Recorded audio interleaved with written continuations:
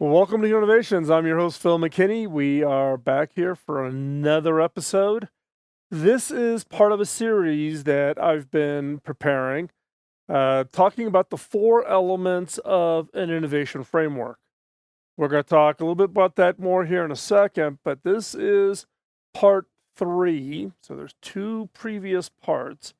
If you haven't listened to them, I would encourage you to go back and listen to those shows also, kind of put it all in context.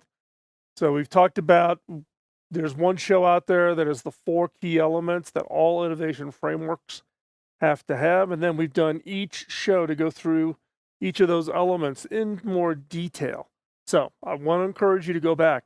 If you have not grabbed the slides, if you've been listening to the show, or if you're watching this on YouTube, all of the materials, the slides I use that are available that you can see in the YouTube video, etc., are all available for free download. Just hop over to killerinnovations.com. In the upper menu, you'll see free download. Click that button, it'll take you to a page.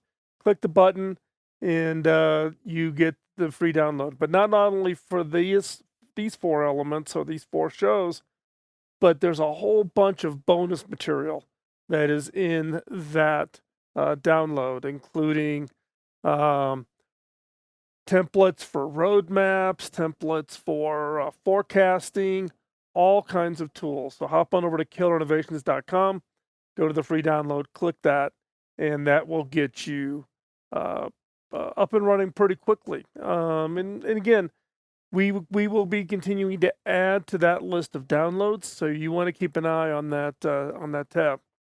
So let's get started talking about today's focus around the four elements. And what we're going to talk about today, before we get into it, I just want to refresh everybody's memories here about why we talk about innovation so much, right? What is innovation all about? Well, one is innovation is about challenging the assumptions of our industry or our company. It's about questioning what we think we know about our customers, and it's about being open to ideas. The crazier, the better. I just want to set this framework up, right? Whether you're part of a company, a government agency, a small startup, just remember, we're here about challenging our assumptions, challenging what we know about our customers, challenging ourselves about being open to accepting other people's ideas.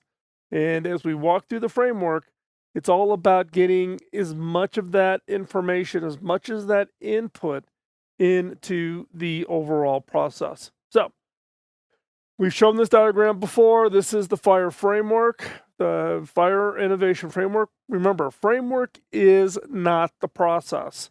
The framework defines the elements that you need to structure your processes around. The four elements in FIRE, the F is focus. So focus being define that research of where that opportunity is, where that problem is, where that opportunity is. Where are you going to search for the ideas? You must define this area of focus. If you leave it open-ended, you end up with incremental ideas or ideas that really aren't going to be that impactful into what it is you're trying to do. Next is ideation. Ideation being the process of generating ideas that are going to become future innovations. There's lots of different ways to generate ideas, to do the process of creating ideas. You can do brainstorming, electronic suggestion box, etc. Remember, ideation defines the framework. You can choose whatever process it is that you want to use to generate those ideas. Ranking, use some form of ranking approach. You need to identify the best ideas because you're going to have lots of ideas, but you have to be able to identify what are those best ideas, the ideas that you want to go forward with. And then execution. You've heard me say this before. I'm going to say it again. You're going to get tired of hearing me say this all the time. Ideas without execution are a hobby. And as innovators, we are not in the hobby business. It's about taking ideas and making them real. A lot of people go through and they find the focus, they ideate, they maybe think they've got some good ideas, they write it into an idea notebook, and that's where they stop.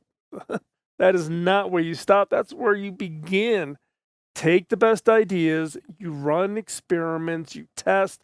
You want to ultimately launch that best idea, some kind of a new product or a new service. Execution.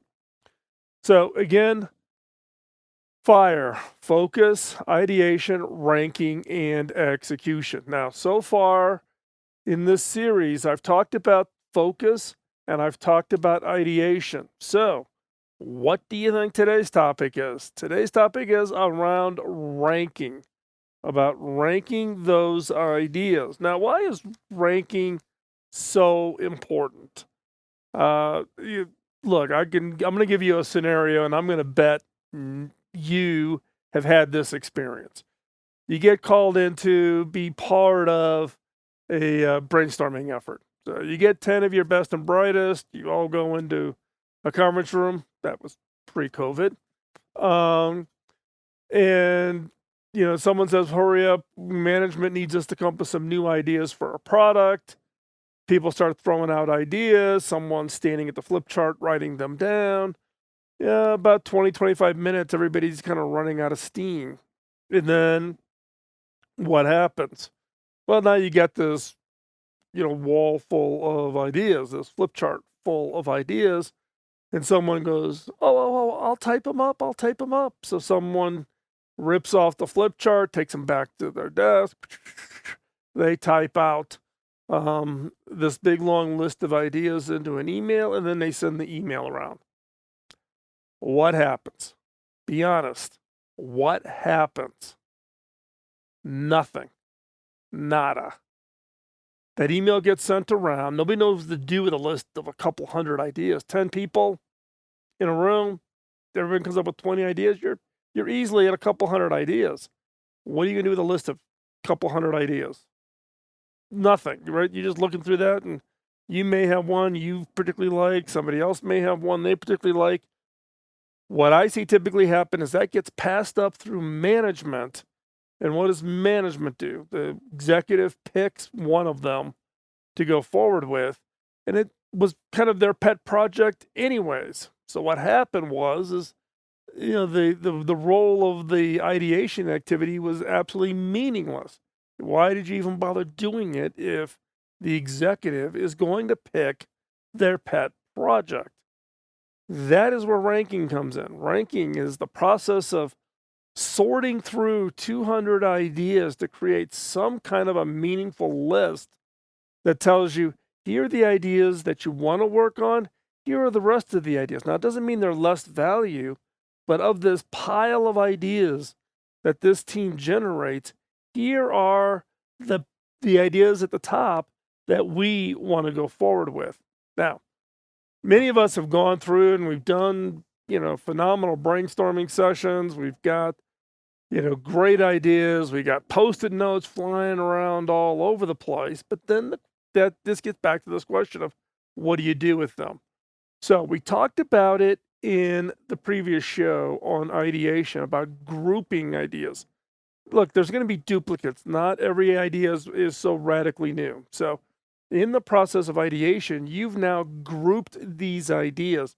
And now you can kind of step back, you look at the groupings, and you kind of go, okay, some groupings have more ideas to them, some have less ideas. And as a result, you kind of get a feeling for like a heat map of where are those things. And it's just kind of input and feedback where everybody's kind of looking into a common area. Ranking, again, helps you to kind of filter through that to get to the best ideas. Now, why also is ranking so important is it's the start of your funnel. You start your funnel with ideas, and as you progress that, whether it's through market validation or customer validation or launching it or putting it out to the world, the number of ideas you can work on is decreasing because the dollars and resources for each phase is going up. So when you think about your innovation funnel, the start of the funnel comes from your ranking. If you have a poor selection process, if you have a poor ranking, or you don't do ranking, you're just doing random picks, If you're putting garbage into your innovation funnel, you will get garbage out of your innovation funnel. Ranking is the key. It's the selection process of what ideas you are going to go forward with. Ranking is so important. As we talked about previously in the show, ranking becomes critical to selection of the ideas. If you do a poor ranking process, you end up with garbage in your innovation funnel, and garbage in equals garbage out. If you are struggling with your ability to really create high impact, game changing innovations through your innovation funnel, go back and take a hard look at your selection process. How are you picking the best ideas? And we're going to walk through a couple of different ways to do ranking that I've used for, in some cases, 20 years that have worked very, very well for me. So let's get started. So, when we think about ranking, there's a couple different ways to do it, but the purpose really is to identify the best ideas to execute, to kind of filter out that, the really top best ideas up to the top of that list. And that allows you to then select, commit, start experimenting, and moving those ideas forward. But it isn't just as simple just to say is, okay, we're gonna vote. Everybody give a thumbs up. That's a good idea. Go forward. Doesn't work. You got to kind of get to that next level. And there's again a couple different ways to do this. So there are some keys to ranking. Some of those keys to ranking are, one is that you want to leverage the wisdom of the crowd. You pull together a team. You want to select a very diverse set of people to be on the team. And I'm, beyond the typical HR definition of diversity. I'm also talking about, in addition to that, diversity of experiences, diversity of education, diversity of familiarity with the area, right? You want people who are very familiar with the subject matter, but you also want people who have no familiarity because they're going to look at the problems and things differently. You want as diverse as possible. You want a strong preference that the people who rank are the same people who were part of the ideation, the teams that generated the ideas. Now, in my case, what I typically require is that in the ideation session, we do the ideation, we take a little bit of a break, we go right into ranking, but we do it in the same facilitated event. We don't do ideation 1 week and come back a week later and ideate. If you've got an ideation and ranking effort that you're trying to do about generating ideas, ideate and rank at the same time. The wisdom of the crowd. Well, you need a crowd. I have found that a minimum of 8 people voting gives you really good results. You get less than 8, you run into one individual being able to bias.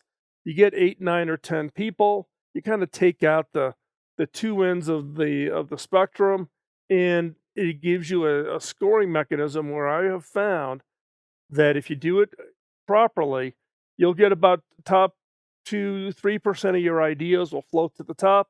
There'll be a gap in the scoring, and then you'll get the rest of the ideas. So, minimum of 8. Key to ranking is to avoid bias. You want to get rid of the bias. So, you want to eliminate executive influence.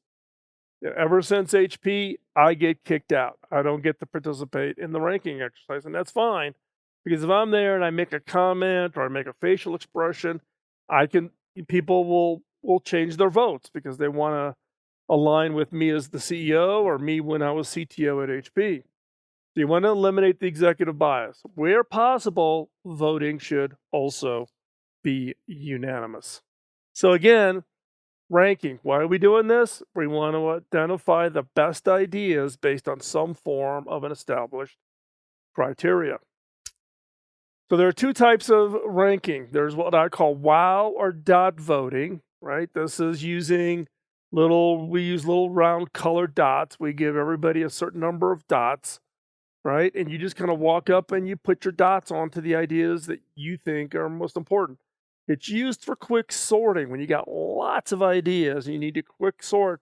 to get down to the ideas that you really want to take a look at. But it's a gut feel. Don't overthink it, move quickly, etc. The second stage is criteria ranking. It's a defined set of selection questions with some form of a scoring structure or architecture to it.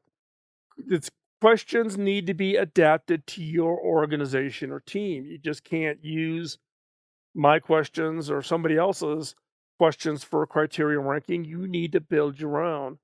And then you need the scoring structure that defines a stacked rank of ideas. So there's some form of score, you sort it, the ones with the highest score are the ideas that you go forward with. So let's talk about wild dot voting. This happens after you've put up all your post-it notes, you've got them all stuck up someplace. You give everybody a certain number of dots and you let them loose. Now, how do you let them loose? Here's the process. 15 minutes, keep it really, really fast. Rule number one, no talking. No talking allowed. Each person gets 4 dots. A dot is that you've had a wow. You read that or you heard them when they were grouping it or posting it, and you go, wow, that's a really cool, that's a wow. Put a dot on it. In this case, we gave out 4 dots. Place all 4 of your dots. Now, you can spread them around. You can put all 4 of your dots on one idea, right? You don't want to overthink it. You want to move quickly. You want to get those ideas up there and posted, and do not move other people's dots. You're voting on the idea, not the group. Remember the group, you take a bunch of ideas, you write a circle around it and you name it. You're voting the idea, so you're voting on a particular post-it note. You're putting a dot right onto that post-it note. You're voting for the idea, not for the group. Do not move other people's dots. I know what you're saying. Why would anybody ever do it? It happens in every facilitator workshop I teach. Someone goes, oh, they didn't mean that. They meant this. And they touch and they move other people's dots. Do not move other people's dots. At the end of all of this, you want to sit back as a team, 8 to 10 of you, look at it, and select the 4 to 5 ideas that have the most dots. 4 or 5 that have the most dots. So let's step back. That one got 5 dots, that got 3 dots, a bunch of votes got 2 dots, one vote got 6 dots. Pick the top 4 or 5 ideas that have the most votes. This is a first level filtering. You're using your gut. You're looking at it as a wow. Put your dots, step back after the team is done with their dot voting, and pick and select the top 4 or 5 ideas. Why are we picking the top 4 or 5 ideas? Because those are the ideas that we are going to go forward with the next step of ranking, which is criteria ranking. Next up, we talked about wow or dot voting in the last segment. This segment, we're going to talk about criteria ranking.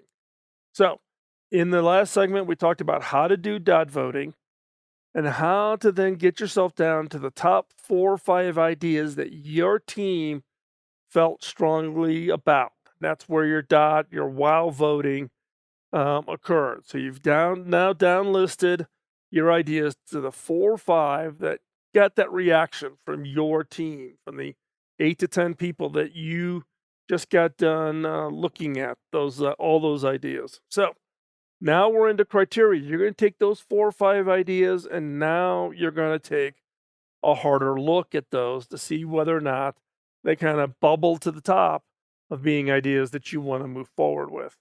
So you have to define the criteria. How do you define a criteria? Well, there's 2 dimensions to criteria, the ones that I create. The first one is what's the must-have elements that will define success? Given what you're trying to achieve, what are the elements that, any one of those, if you really hit it and really just crushed it with a great idea, this product would be a huge success.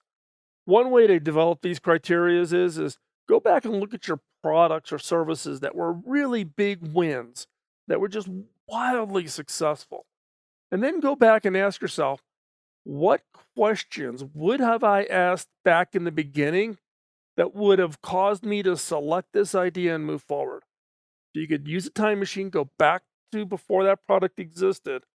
What are the questions you would have asked yourself that would have gotten you those ideas that led to that award-winning, game-changing, unbelievably successful product or service?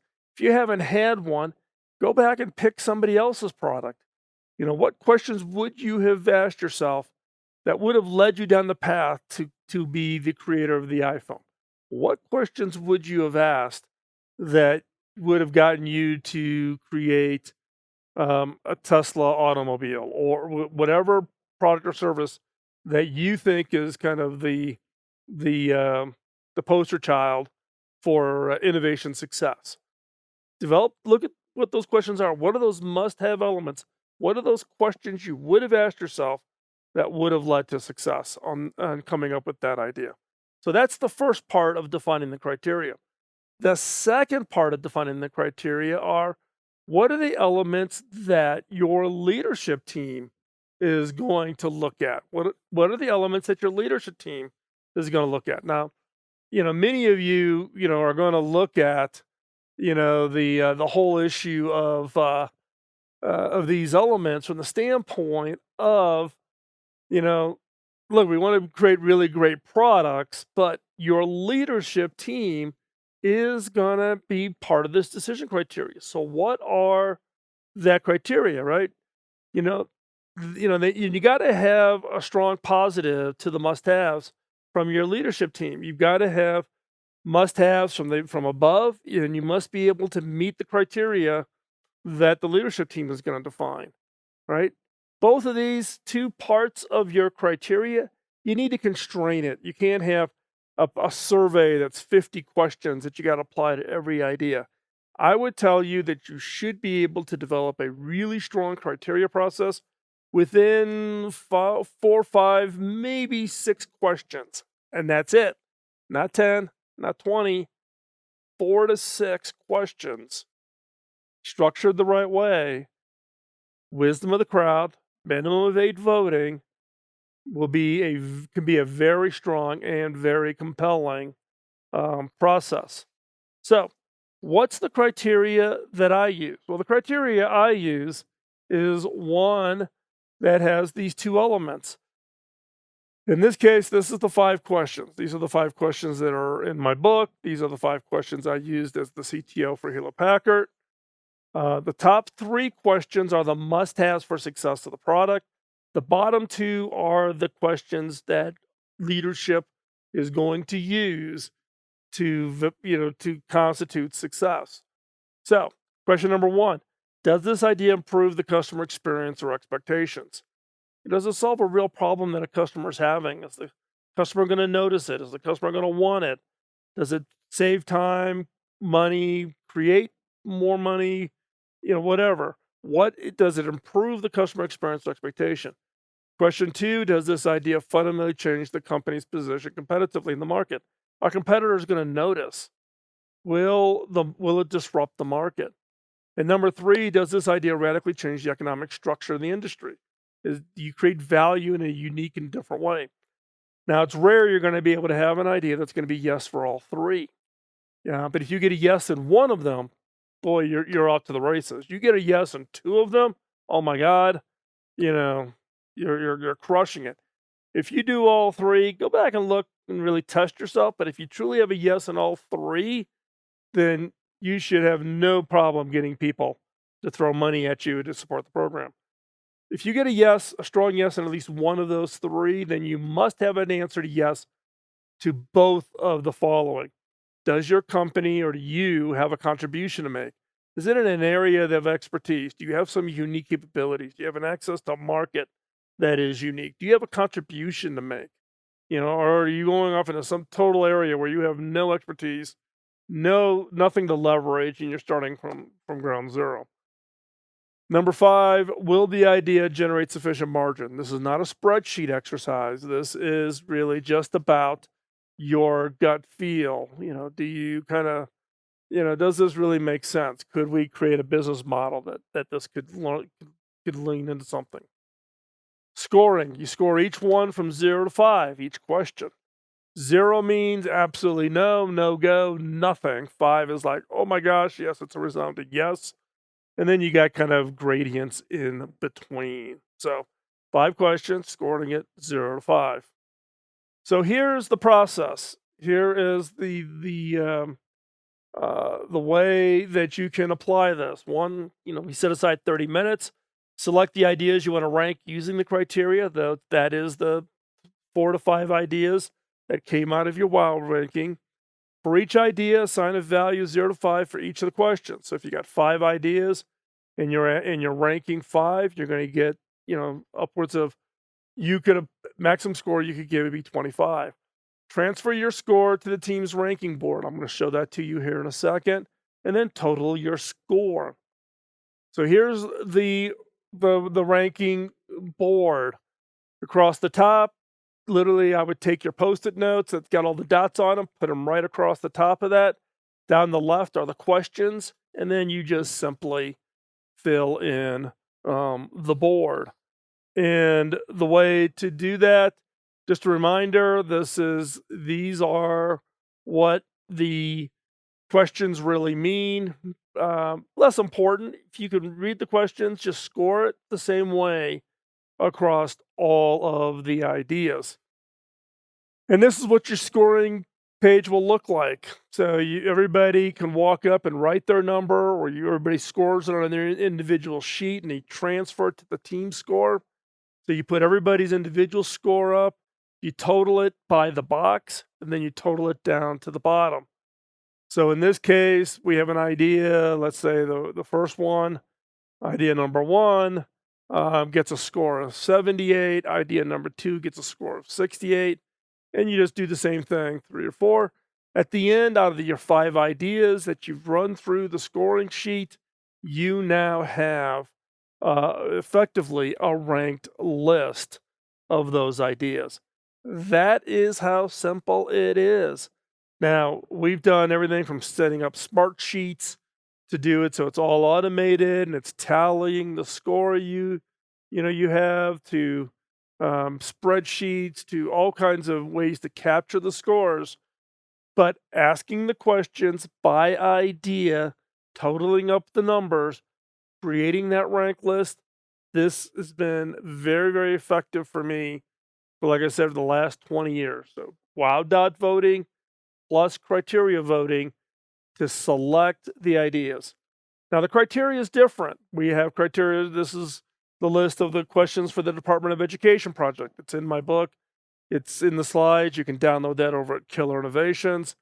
But you don't have to use the 5 questions I put up. You can create your own criteria, but think long and hard about them. That is critical to making sure that you do good selection for good ideas that lead to great game-changing breakthrough killer innovations. Can't overemphasize this enough. Ranking is critical, absolutely critical, to making sure that you are working on the right ideas and the best ideas. Otherwise, you're just randomly choosing ideas, and what are the odds of success when you are just randomly scattering all over the place and just trying anything and everything? It will be near 0. So if you want to radically improve the the likelihood of success with your innovation efforts, think long and hard about ranking. How do you select those ideas? So let's take another quick look at what are the keys to ranking. Leverage the wisdom of the crowd. This isn't something about you sitting off by yourself and just doing on your own. Get a diverse team. If you are a lone innovator, go recruit some people. Go recruit, some people that are friends, advisors, people you respect. Ask them to come together, serve them, grill them some hot dogs and hamburgers, or get onto a Zoom call and then send them a nice note and a thank you gift afterwards, right? But get a diverse set of people and get them involved in helping you to go through this ranking exercise around your own ideas. Now, typically, you want to have the same people who generated the ideas to also be part of the ranking. Not required, but that would be the preference. Then again, minimum of 8 people. You want to get enough people. It's not just you and your spouse or just you and your business partner. Get more people involved. Get some people that who aren't going to be afraid to give you truthful process in the ranking. Also, avoid bias. Don't let someone dominate the conversation or try to steer people to how to rank or score. You want to, in the case of organizations that I'm involved in, eliminate the executive influence is kicking me out of the room. Um, and then, where possible, voting should be anonymous. Don't let people just raise hands or whatever. Do it anonymously so people feel like they can give you honest, good feedback. Now remember, ranking is all about an approach to identify the best idea based on some criteria. If you don't have a criteria, it's purely random. Establish your criteria that constitutes a way for you to make a selection that will have increased the likelihood of success. So you want to have a criteria. It can't be random.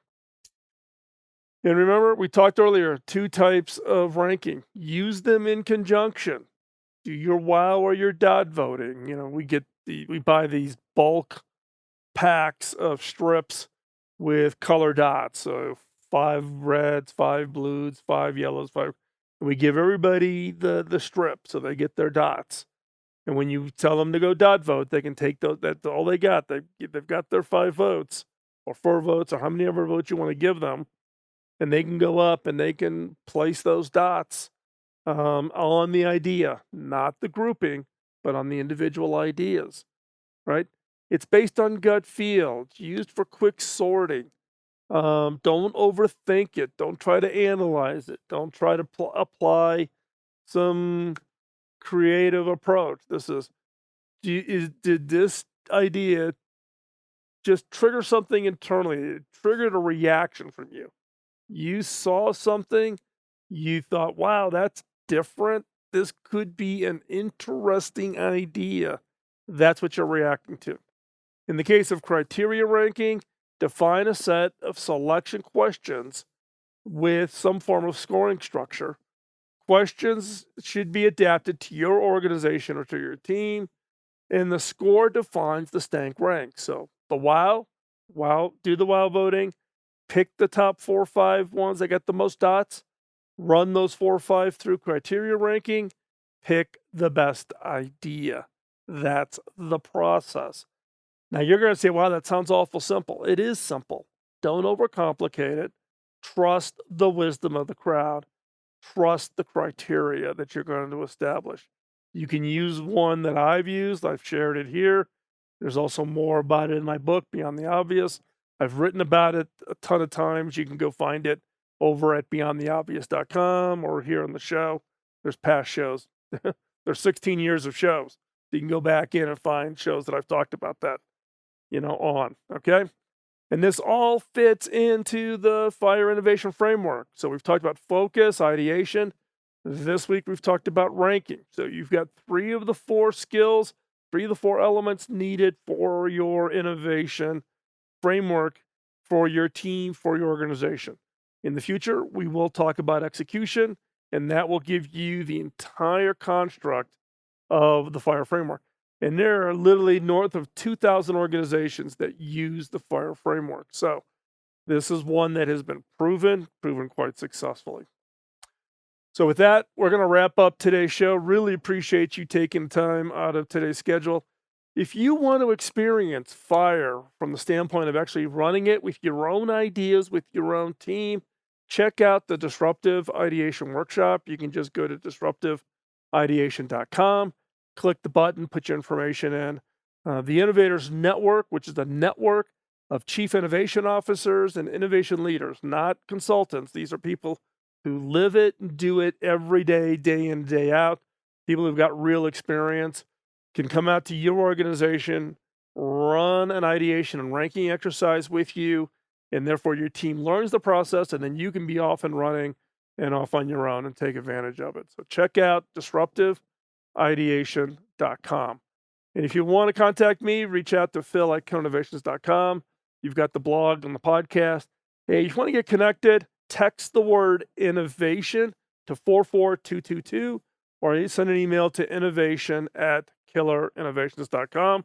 That will get us connected and also help me keep you updated on all the latest that we are doing here and upcoming shows and workshops that we will be or I will be teaching or the Innovators Network will be teaching. So, one more favor.